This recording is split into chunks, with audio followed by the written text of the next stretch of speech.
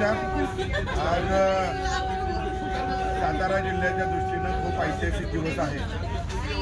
नरेंद्र मोदी साहेबांच्या स्वप्नातील वंदे भारत ट्रेन ही आज साताऱ्यामध्ये सुरुवातीला कराड स्टेशनवर पोहोचली आणि आता सगळेजण या ट्रेनमधून प्रवास करत सातारा रेल्वे स्टेशनला निघालोय।